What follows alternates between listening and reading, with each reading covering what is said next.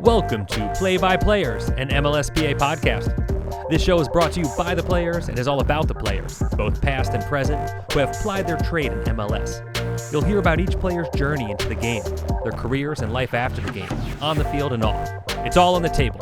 Now here's your host, former MLS player, Bobby Boswell. Hello, everybody. Welcome to another episode of Play by Players. Today's guest is just like me in that we are both young at heart. The difference is that I am no longer young in the professional sports world, while he is maturing nicely at the ripe age of 22. He has played over 75 professional games, with over 50 of those coming in the MLS. He has represented the United States at every level of the youth system, playing over 40 games across various competitions, where he has not only won some hardware, but also represented the red, white, and blue at the biggest stage in the Youth World Cup. Please welcome to the podcast, Jaylin Lindsey. Hey, Bobby, how you doing? Good, man. Thank you for coming on today. I'm pretty excited. I do feel young at heart, so spending time with you today will bring me down in age, I hope. Yeah, I hope to influence you on the young life. So we'll see what happens. All right. Well, it's interesting. Normally, we do a linear process where we talk about where you're from and how you got to where you are now. In your case, where you started and where you are now is the same city. So tell, for those that aren't familiar with your story, you're from Charlotte, North Carolina, which is the newest MLS team in MLS. It's an expansion team, and you are one of the star defenders there. Can you tell everybody that's not familiar with Charlotte, give us an elevator pitch on what Charlotte is like? I would say Charlotte's one of those cities where I tell people all the time, where like Charlotte isn't like a huge city, but it's not like a small city, and it's just like one of those cities, like it's in between. It's not like too crowded, it's not too small, but it's just like the perfect size that you like meet different people, and it's like different small groups around the area. But for sure, like I think the biggest thing for me was like when I first moved away from Charlotte compared to now is like, I mean, it's two different things. Like Charlotte's just a growing city, like more people are coming here, like more buildings are being built. And I think it's just such a growing city, especially, I mean, in the soccer world as well. I mean, you can obviously tell with like having, 70,000 some fans at our first game. Like you can obviously tell this, the sports, life here, the culture here in Charlotte's like just growing as well. So Charlotte's is definitely for sure just like a sports town, and it's just like a really good city. Yeah, you bring up sports town. I know you're a big sports fan. I've seen you're a Ronaldo fan and a Kobe Bryant fan, but you're also a Cam Newton fan, and the Carolina Panthers play there. I also think it's the home of NASCAR, or at least the NASCAR Hall of Fame. So kind of some weird pockets of sports there, but some really cool stories about you growing up. You're a big football fan. You go to the games. I actually saw some photos of you with the players. I think there's a really cool one with one of my favorite trash talkers, Steve Smith, when you were a child. And in Charlotte's also, people don't realize this, but most of the ICC or the Intercontinental International Champions Cup, those games were always featured in Charlotte at some point, and you grew up going to those. So just talk about what it was like going to that stadium and seeing those games, seeing some of the biggest international stars in the world playing there, to now, you just played Chelsea. You just played some of the biggest stars in the world as a player on the field. Talk to us a little bit about what that's been like for you. Yeah, for sure. When I was younger, like I tell people all the time, like when I was at obviously the ICC games, growing up, like, I mean, every time me and my mom usually go with like a couple of like my soccer friends at the time, and like we would go to those games. Those games would be packed. I mean, you had like at least, I would say 30 to 40,000 there. Like, and that's what I kind of knew. Like, and me and my mom were kind of knew. Like, we always talked to each other about it. We're like, Charlotte should get like an MLS team at this time. Like, I was still like 14, 15 at this time. So, I mean, they're still a long ways away. But I was like, if they get a team here, like, I mean, the city would love it. Like, I feel like a lot of people would go to the games type thing and whatever. And obviously, I go to those games. Those are teams that I watch week in, week out on TV and Champions League or in the league itself. And going to those games was amazing. I mean, I saw a bunch of games. I saw the last ICC game I saw was like Liverpool versus Dortmund. I saw like Chelsea versus PSG, AC Milan. Like I saw like a lot of good teams play. And then obviously now to like, it's the crazy thing is like, when Chelsea comes here to play, like just like a little over a week ago. I mean, it's crazy. Like I mean, like I said again, like you watch these guys week in and week out. You're trying to learn from these guys on TV, and now you're like on the same pitch as them, and you're just like, for me, I was just kind of like at first, like I first like ran out to the field like before the whistle. I was kind of like, wow, this is it. This is like we're playing against these guys for real. And then once you got in the game a little bit, I got a lot more comfortable. So Yeah. it was just a great experience. Like I mean, you're still for me, like I was just still learning like from what they were doing on the pitch. Like I was playing against them type thing. You know what I mean? So it was just a great experience. Like even for myself and for the team to have like a good challenge for us, especially since we're midway through the season, almost get to the end of the season. So it was just a good challenge all around for everybody. So it was just a great experience overall. Yeah, you talked a little bit about your mom there. Big, important part of your life. You do. Anyone that follows you on social media knows you're a big family guy. We'll maybe get into that a little later. Let's talk about growing up and playing club soccer. We're going to talk about how you have to move away to really get some experience at the academy level. But what was club soccer like in Charlotte for you? I believe you were at the Charlotte Soccer Academy. Yeah. But, what was it like there in terms of competitiveness and in the state of North Carolina? Yeah, so for sure. So like, so my mom was actually like my first coach for growing up, like playing rec soccer. She was my first coach. So I guess I give her a lot of credit for getting me to the game a little bit. And, I guess I turned out pretty well, I guess a little bit. So I give her a lot of credit for that. Yeah, exactly. No, so I think like, obviously then, I grew up, playing with CSA. It was a good experience. Like I had a bunch of different coaches, and then obviously, I think the biggest thing for me, this is the funniest story. Like at the time, like obviously like, the pre-academy or the academy at the time, like the DA was like the big thing. So like, I was just so nervous I was gonna make the team or not. Like I was just sitting there like, am I gonna make it or not? Like this is like my mom was like, you're gonna make it. Like stop, like you trip it over it, whatever. But that's a funny story. But growing up with that CSA culture, I think really pushed me in a lot of ways. I had a lot of different coaches that I guess saw me in different ways. Like so, like I grew up all like being a striker and like a winger, and like for me, like I was just all about scoring the goals, being like an offensive player. And I remember I had one coach like my U13, U12 level, and he put me at center defensive mid, and like for me, like that, it was like middle of the game. Like that game was like probably one of the hardest games I've probably played to this day. Like I just had no clue like where I was going, and like my coach was just chirping me the entire game. Like you gotta be here, you gotta be here. Like you gotta pass the ball here. Like you gotta like just like be in the different spots. And I was just like, dude, like I just play striker and I just try to score goals. Like this is something different. But that's just like one little thing that like it put me in a position like I was like uncomfortable a little bit, and like I mean I think that's what kind of like is one thing that I still stick with me to this day is like, being uncomfortable is like, okay. You know what I mean? So, I think that was helped me a lot. And like I said, there's other coaches that pushed me as well in different ways. And, eventually I was a forward, but then going to the academy, I ended up being like a defensive mid, like being a center back type thing. And like, so like my whole career just kind of went from straight up score all the goals. And now I'm like protecting the goal now. And it's like, I want to go back, but it's all good now.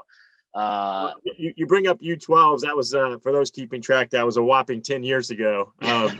So kind of funny that that was one of the harder games. Obviously that club did prepare you, and for those that I've noticed with Jaylin and the stuff building up to this, I use a lot of the acronyms for these things. So the DA Academy is the Developmental Academy, and you pretty much had to play in that if you wanted to do anything. And I think the big two guys out of the CSA or Charlotte Soccer Academy were you and I think it's Thomas Hilliard Arce, who's also MLS as well. But talk to me about at what point did you get called into the national team before you were shipped off to Kansas City, or were you already on their radar?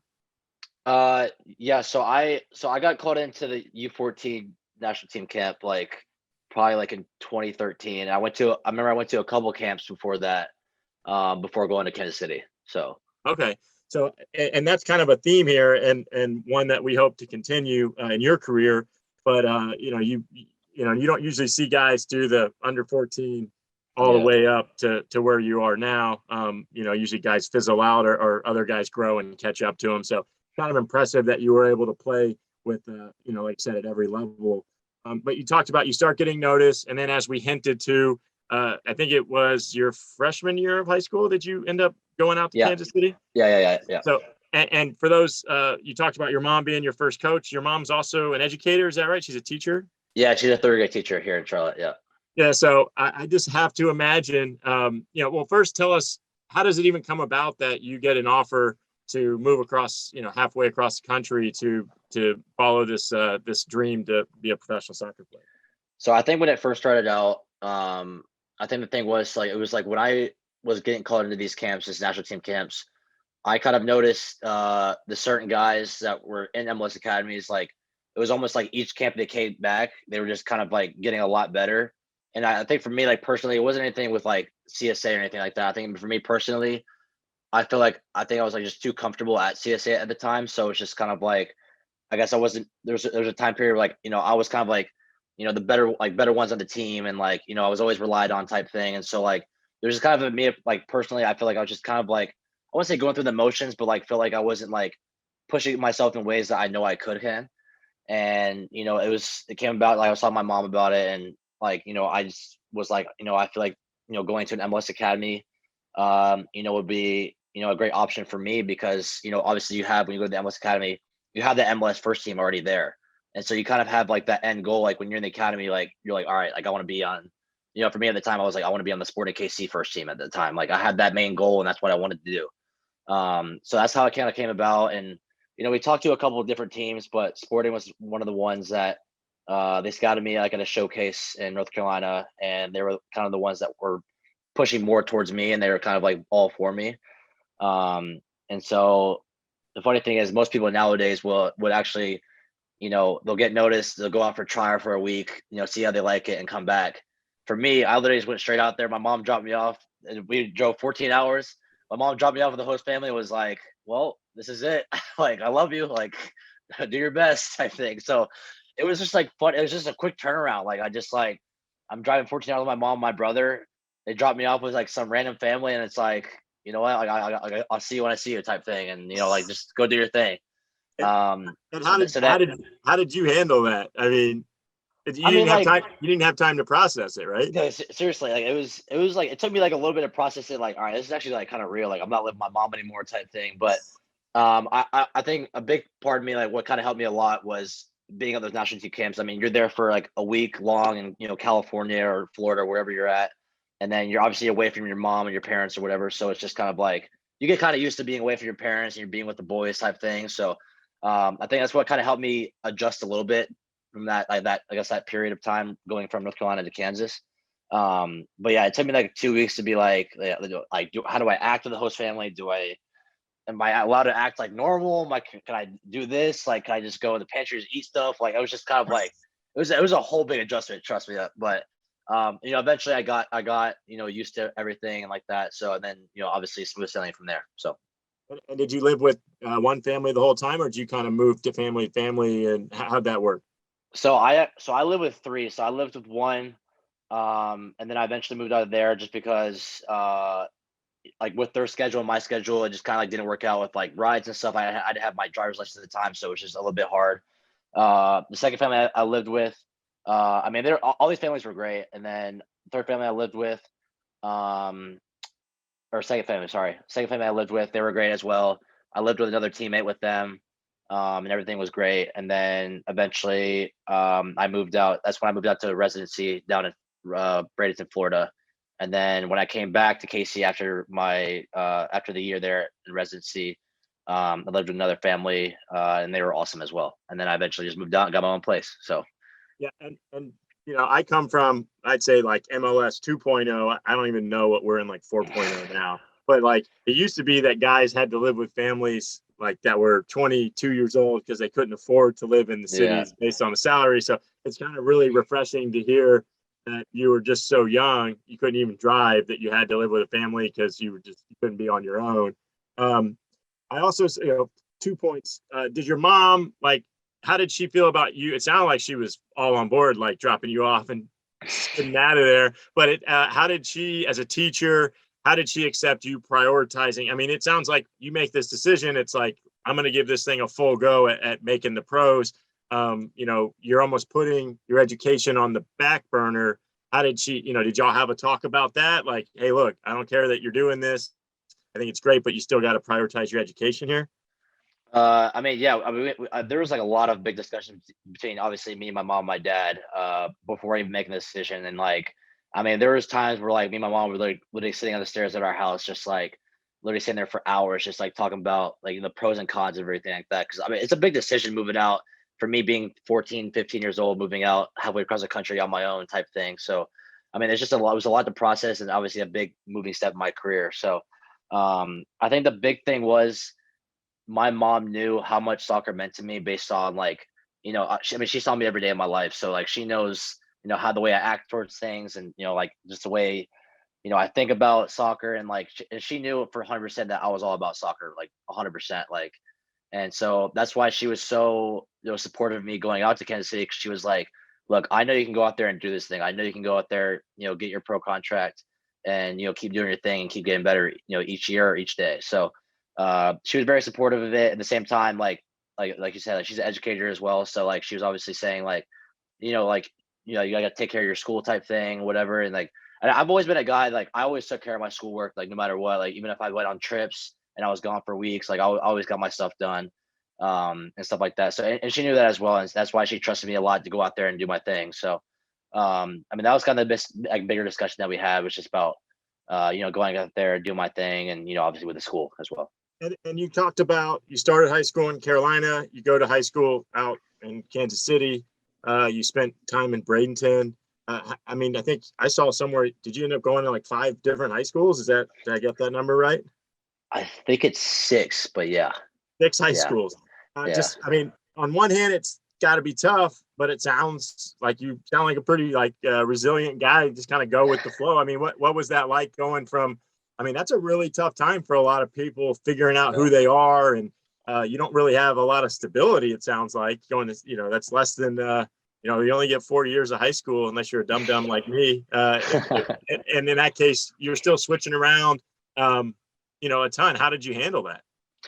Yeah, I mean, like I said, like my mom knew how much like she obviously knew what my thoughts were about soccer. So like I kind of just did everything I could in my power to kind of fulfill my dream of being a pro soccer player. And so like, I mean, there's obviously sacrifices being made when you're trying to, go for a dream. And like, like that was like one thing I was like the one thing I did sacrifice in my life was kind of like the high school life a little bit. Like, I did I have, like you asked me right now, do I have a lot of high school friends? I probably would say no.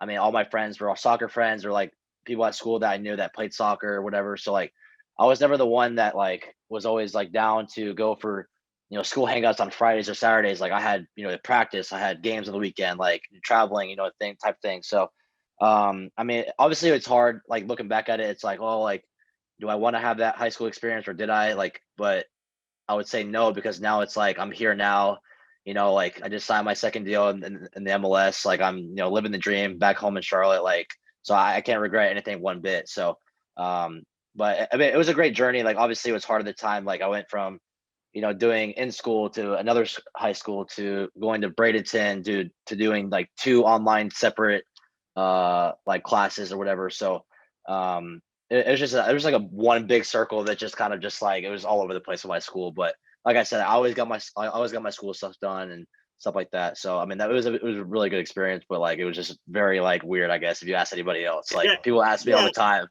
They're like how many, like, where high school did you go to? I'm like, I mean, I went to this one, but like I went to like 5 other ones, so it's just kind of like all over the place.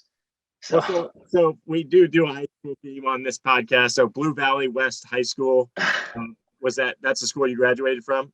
Yeah, so that's the school I first started out when I first got to KC, and then I ended up graduating there. So yeah, and that's like the most all-American sounding school name of all time. That was the Jaguars. I think Matt Beasler was an alum of that.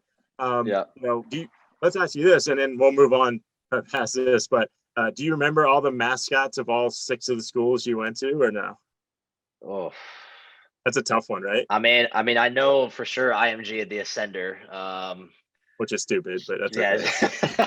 That's so true. Oh my god. I grew up playing. I'm from Florida, so I grew up playing. Okay, yeah. So like, I hated that program. They were always good, but I hated that program. So that's why I'm allowed to say that.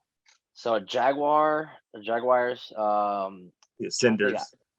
I went to Blue Valley Northwest as well, but I can't even think what their mascots are. Well, let me say this. the other thing I thought was hilarious in looking at this was the school's name was Blue Valley West High School, but it also looks like there were 4 or 3 other Blue Valley schools, and they just named them directions. So you would logically think like north, east, west, south, but it's like, no, you've got west, and then you've got northwest, and then we got southwest. It's very confusing. And then I was thinking about, in general, the Midwest is confusing because Kansas City's not even in Kansas. So it's like, it's a confusing thing. We'll move on past high school. Let's talk about, you with Sporting KC. You had some time with the youth teams. You talked about getting called away. But just talk to me about the first couple times you got called into the first team training, right? Where it sounds like you knew this moment was coming, so you maybe are more prepared than most, but it still had to be a very emotional process for you.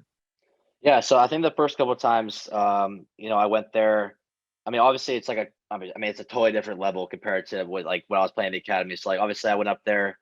Obviously, I had the intention of going into training. Like, I got to go do my own thing. It is what it is. Like, I might make mistakes as being a younger guy. Like, I'm like 15, 16 at this time. Like, I'm still like, trying to figure out I'm trying to still figure out life in general. You know what I mean? So like, but obviously, soccer is my entire life. So, when the first couple of times I went, all the guys are very supportive. Obviously, you have a couple guys that are always like hard asses on you, and they'll be like say some stuff, being a little kid, being a little rookie, or whatever. But that's completely normal. So, but it was a great experience being up there because you get to see what the pros are like. What they do, on the field, what they do off the field, how they eat, type thing. So I already kind of had a visual the first couple of times. After the first couple of times I trained with them, I was kind of like, all right, this is how I should be doing things now, like in the academy. So whenever I go back down to the academy, whatever I kind of learned in the first team, that's what I would apply to back in my game in the academy. So it was just a great experience for sure. Like going down there or going up there and training with them for a bit, and then just kind of like carrying it over to the academy. And you talked about who would you say, did anyone take you under their wing? At this point, are you pretty much locked into outside defender, or what was your role when you went in there? Yeah, so I mean, at the time, so I was in the academy. I was kind of bouncing back and forth between, right back and center back. So I was kind of like in between a little bit, and then it was usually when I went to the national team, U17. I was put out outside back and right back. So I was just pretty much mainly a right back in the national team, and somewhat I'll play center back here and there, but it's mainly a right back. And then eventually Sporting was like, all right, well, if the national team sees you kind of there, like, we'll obviously like try you out there and see how you do. And eventually I did pretty well, and that's when after that, kind of after the World Cup, kind of before the World Cup, is when I'll go to the first team. I'm like more of like a center back, right back type thing. So obviously, like being a young guy, it's just kind of like where you needed to be. Like if there's a spot open, like being center back or right back, I kind of just filled in or whatever. So whenever I went up there, I was kind of fully focused and just kind of like did my thing. You know what I mean? Just kind of go out there and play and do my thing. So. And who you said, you kind of hinted at some people were helping you. Who was giving you a hard time, and we don't have to go too far down this road, but who was like, I listen, I played some of my best rivalries were with the KC teams that kind of were right before you and while you were there. Yeah. I hated playing against CJ and Kai was a handful, and then you had Teal. Like it was like a really, there was a very well coached team, and it was a great battle. So I can't imagine being a young guy, just with the way Peter coaches. Like it just seems so intense all the time. I would imagine it's very hard for a young guy to come in and you get beaten up, right? Oh, for sure. So I would say like two guys that like I kind of noticed the most. I mean, they weren't like, I would say like hard on me, but like like here and there they'll make comments of just like stuff, and you kind of just know like they're talking about you, and it's kind of like, oh, like this doesn't feel good. I would say one guy was Jacob Peterson, and then the other one was Iko Parra. But I ended up loving Iko Parra because I played with him my first year at KC. So and obviously I met Jake because now he's like works with Sporting now, and like he's a great guy now. So.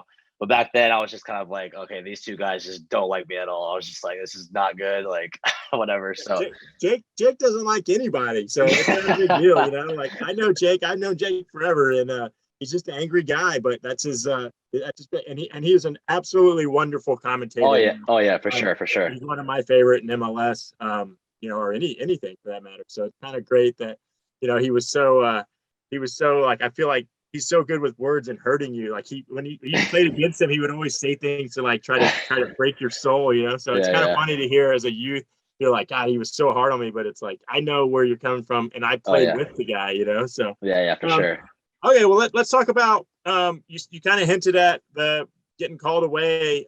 Talk to us a little bit. You've been to some amazing places with these youth national teams, right? I think I Yeah. saw you've been to like the Czech Republic and Italy and, Yeah.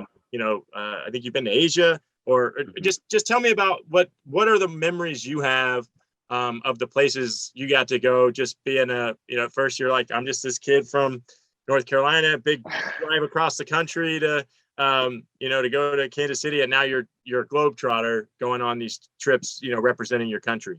Yeah, I mean, it was crazy to think like when I first my first trip was with the national team. I was like 14. We went to Croatia, like my first trip, and it's just like I'm like literally at 14 going out to Croatia to go play soccer for the national team against Croatia. Like it's unreal. It's like something that you kind of like a little bit dream of a little bit.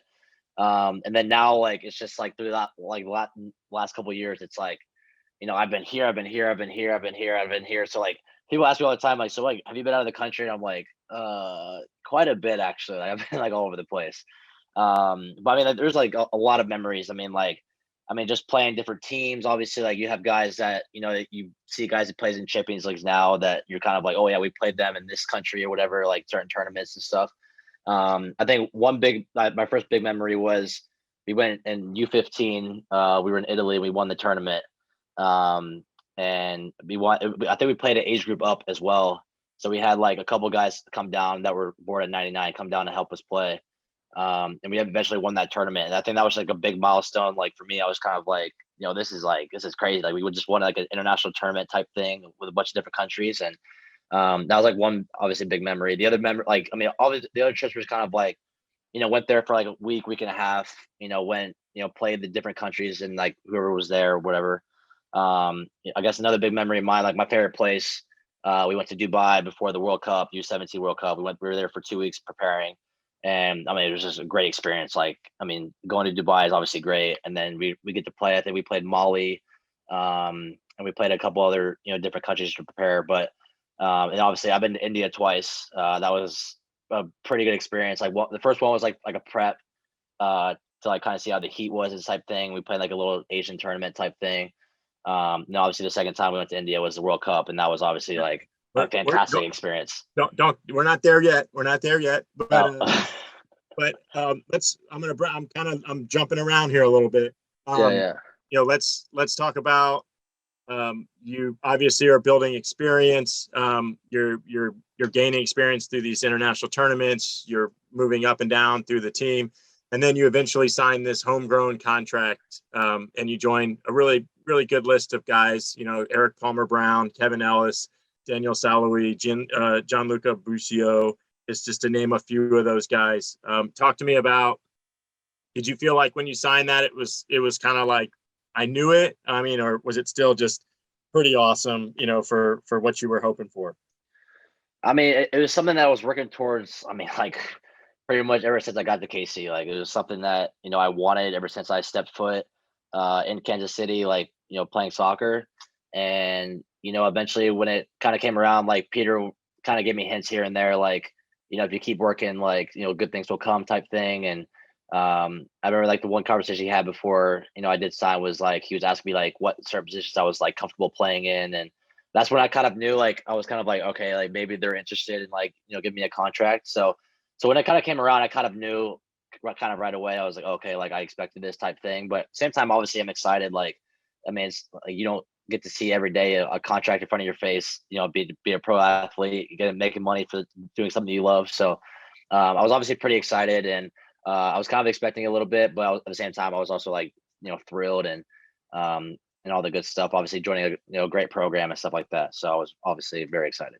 When was Swope before you went to the World Cup or after? So I played with Swope before residency.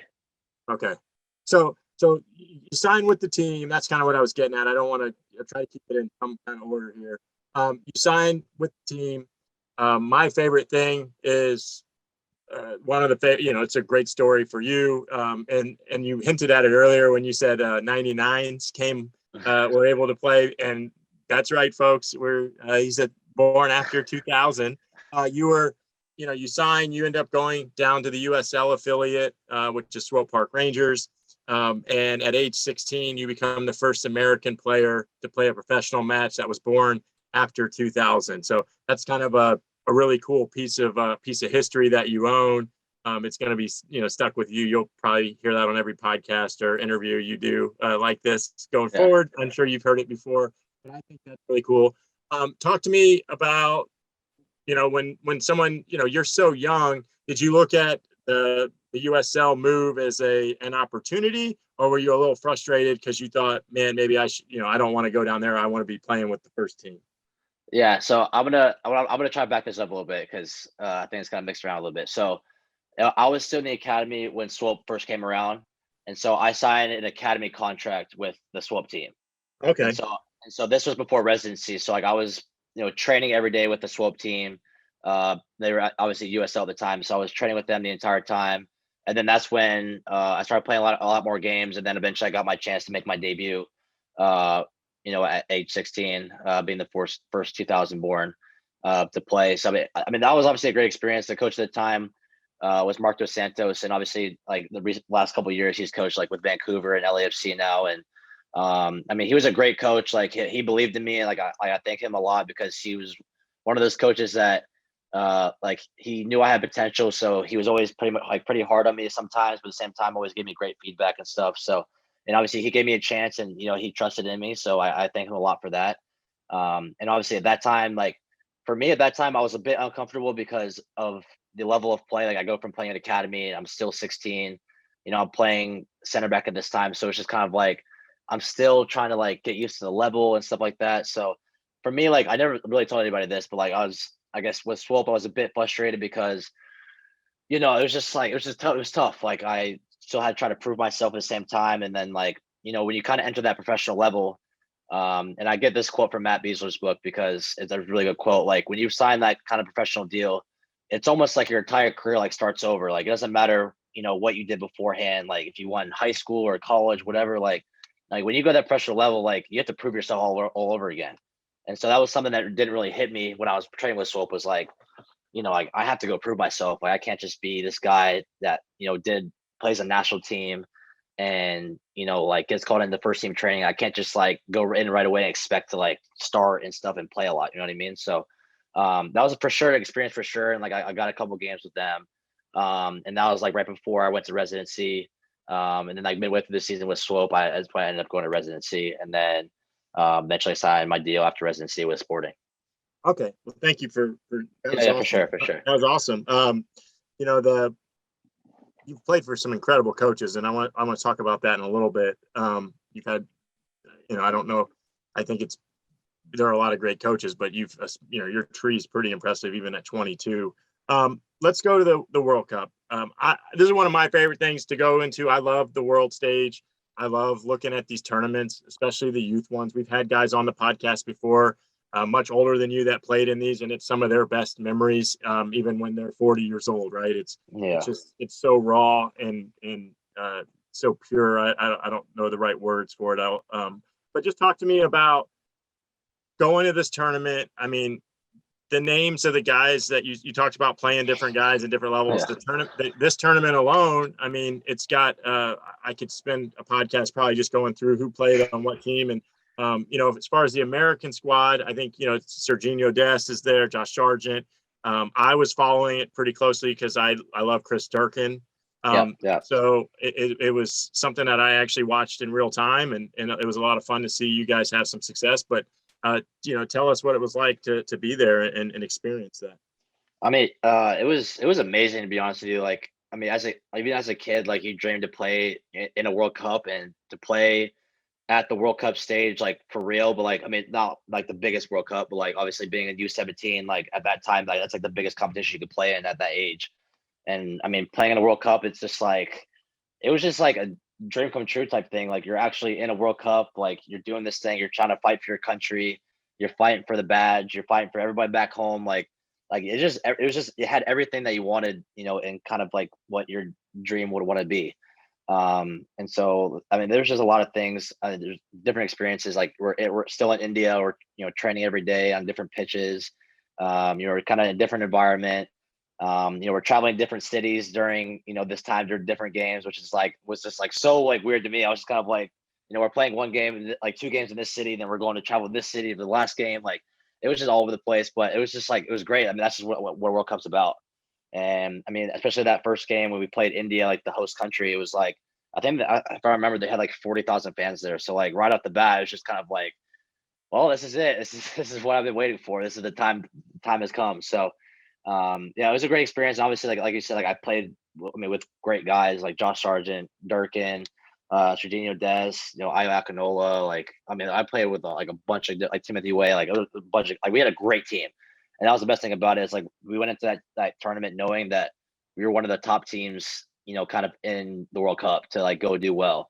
And eventually we did pretty well, I would say. But I mean, we just had a really good team and like really good group of guys. And we had great coaches as well. So it was a great experience for sure for myself, and I'm sure for the rest of the team. Yeah, and for those that don't know, they were in a really tough group. You had Ghana and Colombia. You guys only lose one game, but somehow with the way it worked, you were a third place team, but you were the top third place team. Yeah. You draw Paraguay, I think, in the next round. You just crushed them, and then you you run into England, and I believe they were led by I think Jaden Sancho, and then Phil Foden, who he got player of the tournament. Yeah.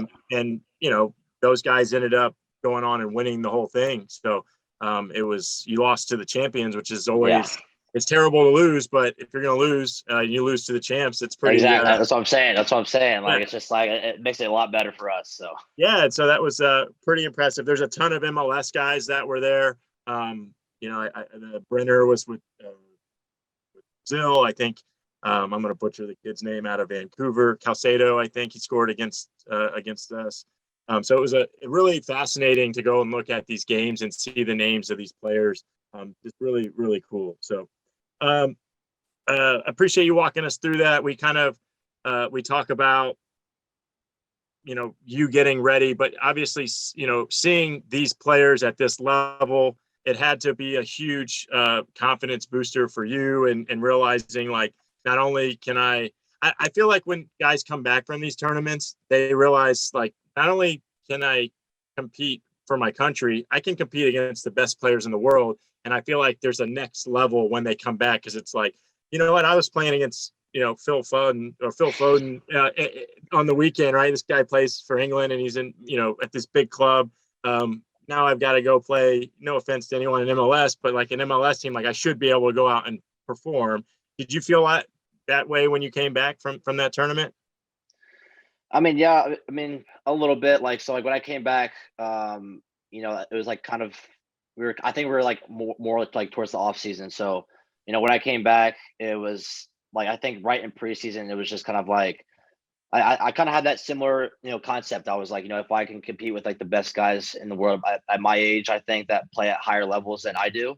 I was like, what, I think I'm able to go out and kind of do my thing. And like I said, at the same time, like you still like when you get in that professional environment again, like your career starts over. So like, it didn't matter if I was at the U17 World Cup or not. Like I had to go still prove myself every day in training with, in front of the coaching staff and stuff like that. And even especially in the season as well, like I still had to, prove to even like other teams and like maybe other people that were watching, like, I can come out here and play, even though if I'm 17, 18, 19, like, or what, like I still have to like go out there and show I can play. So, I mean, I still had that similar confidence coming from the World Cup, but I still kind of had to go out there and prove myself a little bit.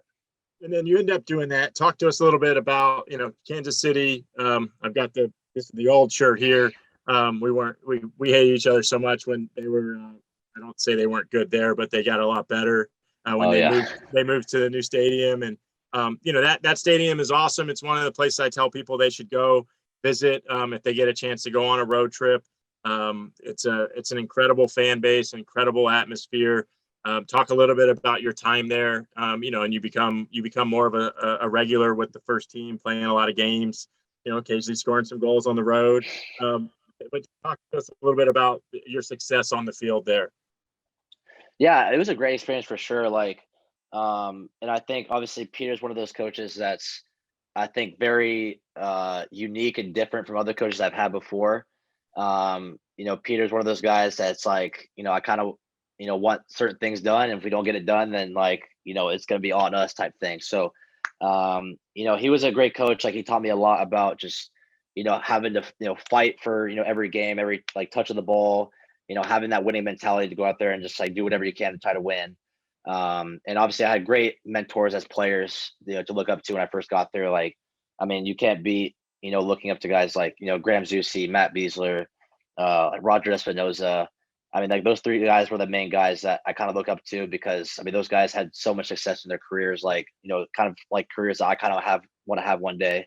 So learning from those guys each and every day was just like kind of like a blessing, a little bit because, Matt and Graham playing the World Cup, Roger playing, at Wigan, winning the FA Cup against Man City, and like obviously coming back here and playing and being like a legend for Honduras. Like, I mean, like it was just like a bunch of different like things at once that was just kind of like, all right, this is like pretty cool. Like learning a lot of different things from them, and every day in training.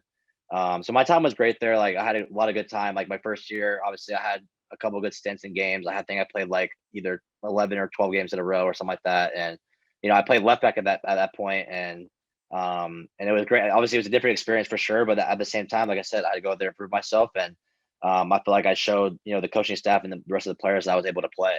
I think that showed from playing, back-to-back games consistently a little bit. So that was pretty cool. And then my second year, I played, or I guess right at the beginning after preseason, I went to a U20 camp, and then I came back, and then it was like right before the World Cup, or the U20 World Cup, I tore my meniscus. So I was out for probably like 4.5 months or so during that season. And I think that was like the toughest thing for me was, I go from, playing, practicing every day, playing games on the weekend.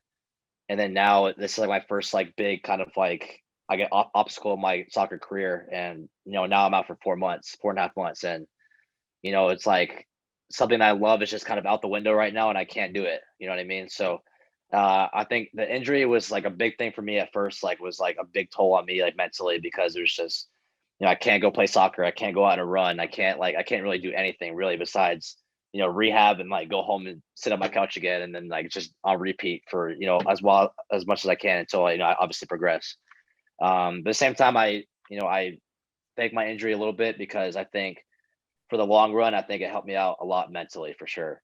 It helped me kind of just like get through things, no matter, the circumstance or when things are tough, like you kind of just get through it a little bit. And I think that kind of translated on the field when I got back on the field. Like I was sitting there, it was like I really love this game. Like I'll do anything to kind of like just be healthy and stay, on the field a little bit and kind of just like almost like do as much as I can to kind of win a little bit. So eventually I played like one more game in the MLS, but I played most of my games with the second team, the Swope Park Rangers at the time that year, to get some games in. My third year, I played more with like the second team again, but then obviously COVID hit. So then like that whole thing was just a mess. Like I came and it was, oh my God, it's just the whole coming back and individual trainings and like all this other stuff and like progressively like training with the groups. Like it was just a whole big hassle. And then eventually, I got to play, quite a few games during that year. And obviously we made, a playoff push. In the playoffs, we played San Jose the first game, and that was like my first playoff game ever. And like we tied 3-3, went to PKs, and Tim saves like all three, and it's like, all right, that's well, like we're on to the next game, like type thing. So, but then we eventually lose to like Tim Melia, or not Tim Melia. We eventually lose to Minnesota United in the next round. But I mean that was a great experience for sure. I got a lot of good run of games in. I think I played like the last remaining like 12, 13 games in that season. It was a great experience for sure. Then obviously the next year, I played a couple games. At what point? Because they announce it at some point in here, right? You're still playing with KC when they announce that Charlotte's getting a team, right? Oh yes, yeah. So this is my third year, I think. Beginning of my third year, I think. Okay, and then when you hear that, and I think we'll have a lot of Charlotte fans listening to this podcast for the first time, so we got to give them some love. I know we're going to get back there eventually, but what what were you thinking when obviously you're in Kansas City, and that's your goal is to, like you said, you're focused on playoffs, focusing on improving as a player, keeping your body healthy. But at the same time, now you've heard, okay, my hometown's getting a team. What are you thinking when that happens? I go back again, just going back to chats with my mom, just talking about it. Obviously, my mom's still here in Charlotte, so she's just like, "Oh my god, like Charlotte's getting a team, and like how cool would it be like for you to come back and play?" And it was just kind of like, for me at the time, I was like, "Mom, like I still have 2 more years of my deal here at Sporting, like like obviously I have to focus on what I got to do. Like it's my team right now. Like I got to focus on the games that we're in right now. Like focus on what I can do for the team and Sporting here." But obviously it would be cool to go back at some point and play. And so at the time, for me, it was like everyone kind of like, there's people that always ask me in interviews that were like, "Oh, Charlotte FC got a team. Like, what are your thoughts on that?" And it's just kind of like, well, at the minute, like I'm focusing on Sporting, my team right now. Like this is like what I need to focus on right now. This is where I'm at. And then eventually at some point in my career, I want to play for Charlotte. But Did you obviously, reach out to your agent and say, "Hey, make this happen," or did this just kind of happen organically that you end up moving there? so this will happen. This happened like more my fourth year. So I played a couple games here and there. I scored 2 goals my fourth year at Sporting. And then I kind of just had reoccurring. I had a reoccurring hamstring injury in my right leg, and I had 3 different injuries with my hamstring. I tore like different spots in my hamstring, so it was kind of like a tough period. I mean, I think for me, and like I think for like my time at Sporting, like did I have a lot of injuries? Like I guess between the hamstrings and obviously my knee, it was just kind of like a hard time because I started doing well. I started scoring goals, and then it was just kind of like, I'm being kept out because my hamstring like just kept reoccurring over and over again. So, so this thing kind of happened. I'm pretty sure like Charlotte reached out to my agent and was like, would Jaylin be interested in coming to Charlotte? And obviously, like, for me, like being back home, like yeah, for sure. Like I would love to be back in Charlotte. It'd be a great idea for me, like kind of I guess for myself, kind of like restart kind of like reestablish myself again with like in the league and stuff like that with a new team, especially being back home. So then obviously when they knew I was interested, obviously Charlotte went to Sporting about it, and then them and Sporting kind of went back and forth over like a deal, like a trade offer, and then eventually the trade offer went through, and then I became a Charlotte FC player. So now I'm here and living the dream. So Yeah, you get traded in December. That had to be a pretty cool feeling. Just talk to us a little bit about what did you talk to guys that had been in expansion teams? Like, did you think you knew what was going to happen with this expansion type organization, or what was what was your initial reaction? yeah, I think my initial reaction was obviously it was bittersweet for sure. Like because I was at KC for so long, being in the youth team. I was there for like a total of 7 years total, like with that organization. So obviously it was like it kind of like was a little bit sad, like leaving a club that kind of grew me up a little bit and got me a chance to go to the pro level a little bit. And then obviously now, but at the same time, I was obviously like happy. I'm going back home. My mom's on cloud nine. Like she's so happy for me to come back. But no, I didn't really talk to anybody about about expansion teams. I kind of just like I kind of wanted to go here into Charlotte, the team, kind of not knowing what to expect, so I can kind of like mentally prepare myself, like for kind of whatever. I kind of wanted to go in there, test kind of myself, test to see how I kind of do. Then eventually I kind of did pretty well in preseason with the team, and eventually got a couple of good starts in. So Well, let's talk about preseason, because you've played for a guy that had it's one of the wildest quotes. Throw some other wild quotes that coaches said and over MLS history, but the Miguel Angel Ramirez saying, I mean, it was like the stir of preseason, right? The whole "right now we're screwed" was his direct quote. Right now we're screwed. I have to ask, as a guy in the locker room, what are you thinking? When you hear something like that. So I mean, obviously at first, like the initial reaction is kind of like, well, this is, I don't know, like it's not something I guess you want to hear at first sighting of the initial reaction of like a player. You're kind of sitting there like, like, does he trust in us as players to go out there and do our thing? But I think there was just, I mean, I don't know the entire story. But I think there was just there's stuff going on with like signing players and stuff like that I guess maybe he wanted, and I don't know if it like if it just fell through, or if it's just like there wasn't agreements on anything. So I think there was like certain big players that he wanted, and maybe just stuff didn't go through. That's just kind of my initial guess. That's kind of why he said that quote.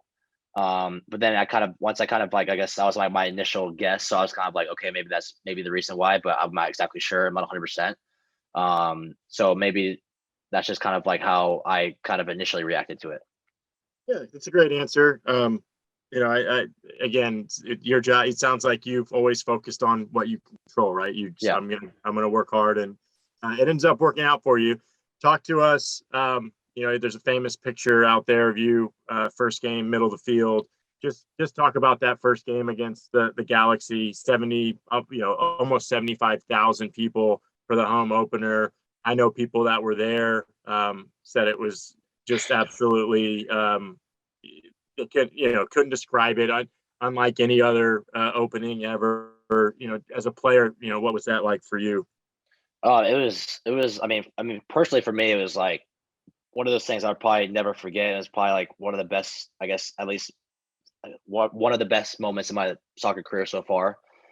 Like I said, like I grew up watching ICC games in that stadium, watching countless Panthers games in that stadium, and then for me to go in there and play in front of 74,000 fans in that stadium that I grew up playing in, it was just like it's unreal. Like it was just something that I guess now I can't just imagine it happening again, having 74,000 fans. Hopefully at some point it will, but I mean, still, it was an unreal feeling. And I mean, the crowd was just great. I mean, obviously when you have 74,000, with you at home, it's a lot better. But I mean, I know for sure if it was away, it'd be like, all right, this is kind of nerve wracking a little bit. But yeah, it was just a great experience. Like, I mean, for sure. Like, I mean, now that we're kind of down to history for that a little bit, and it was unreal for me. Like, it was a great experience for myself. Yeah, we talked about your former coach. You played, I know you played for Dos Santos. I think you played for Paulo as well a little bit. Yeah, Nagamura with the Yeah, Sport Park Rangers. but for the most part, you had real stability, right? And Peter, Peter's been like one of the longest tenured coaches in American sports. He's up there with like Bill Belichick and Greg Popovich and stuff for how long he's been there. Yeah. So for you coming into a new organization, to already have really played for two coaches. How have you handled that? And the resume of I don't even how do you Latanzio is that Latanzio. Oh, look at me. Yeah, there you go. You got Latanzio, I butcher names. I apologize. But I mean, his resume is incredible.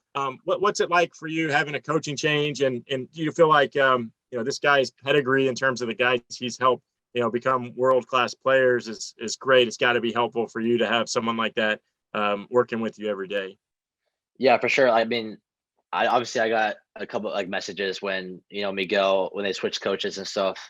And I mean, for me, it's obviously like a totally different feeling because obviously, like you said, like Peter's been at Sporting for like so long, and like when I was there for all my 4 years, it was just kind of like all I had was Peter. Like, and so then when I come to this team, and then it's only like I forgot how many games it was. I mean, like we're midway through the season, and we have a coaching change. For me, I was just kind of like, well, that's just kind of like a big shock for me. I was like, like I said again, that goes back to again, like I sat there and I was like, this is obviously different for me, but again, I got to go prove myself again and, keep going at it. And that's why every day at training, I go give 100% every day. Like you never know who's watching, what could happen. Things could always happen. And, I mean, sure enough, like, Latanzio's our assistant coach. So like, obviously he's been watching me since preseason and stuff like that. So like, you never know what could happen.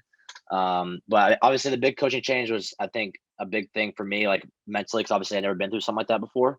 But I think both these coaches, like Miguel was obviously great. He was a great coach for me. Like he trusted me, he had a lot of faith in me, and played me a lot of games. And Latanzio, like you said, his resume is like fantastic. And I mean, we always talked all the time, and like he always told me about certain players that he's coached with, and it's just like you sit there and you're just like, you really coach this guy? Like, are you kidding me? Like, and now you're here coaching me. Like, it's just it's unreal that he's able to kind of share this experience that he had with me and with the rest of the players as well. So. Yeah, that's incredible. I mean, I hope they give you confidence, going forward. I mean, for you, what's next? What's your big picture? Obviously, right now it's Charlotte and helping them reach the playoffs, compete for trophies.